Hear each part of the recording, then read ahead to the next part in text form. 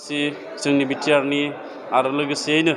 आंनि 32 नं भेरगाव समस्तिनि गासैबो रायजो राजानो फैबाय थानाय रंजालि बैसागुनि आंनिफ्राय गोजोन हामलायनायखौ जासिग्रोबाय मिजिंथिबाय बे बोसोराव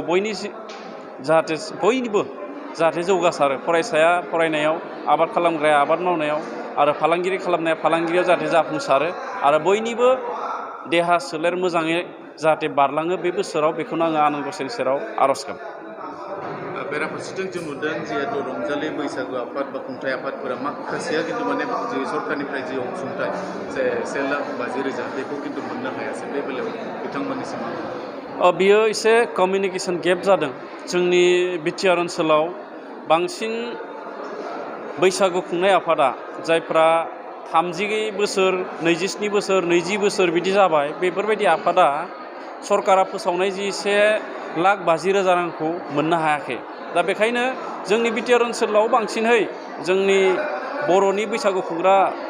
आफादफोरा बांसिनानो मोनाखै बेखौ जि कमिउनिकेसन खालामदोंमोन जोंनि बिटिआरनि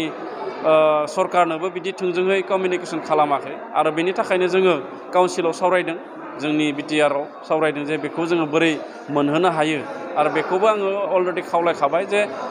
जायफोरा बैसागु खुंदोंमोन बिथांमोना जाहाथे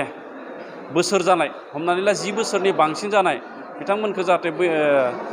रांखान्थि अनसुंथाइखौ मोनो बेनि थाखाय सावरायनाय जादों आरो इयुनफोराव जायफोर बैसागु खुङो बिथांमोना जाहाथे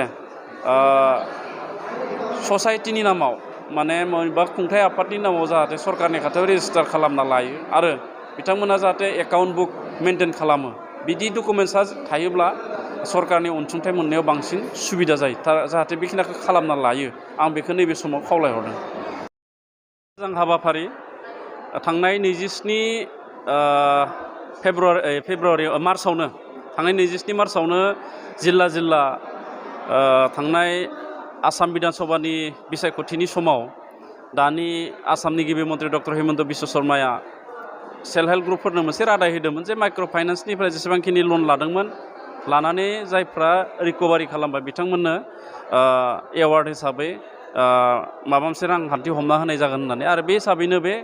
27 मार्चआव जिल्लायै रानबाय आरो दिनै नैबे भेरगाव जौगाखां खोन्दोनि सिङाव जेसेबांखिनि सेल्फ हेल्प ग्रुपनि आइजोफ्रा लन लादोंमोन लानानै रिकभार खालामदोंमोन बिथांमोननो दिनै नर्थ इस्ट स्मल फाइनान्स आरो आर'हन माइक्र' फाइनान्स बिथांमोना बे चेकखौ रानदों आरो बेयो जोबोद मोनसे मोजां हाबाफारि आरो बेनि थाखाय असमनि गिबि मन्थ्रि डक्टर हिमन्त बिश्व शर्मा बिटिआरनि चिफ प्रमद बर' बिथां लोगोसे एजिपिनि आफादगिरि अतुल बरा बिथांमोना बिनि थाखाय साबायखर होजाथावना सुबुं होननानै आं बुंगोन।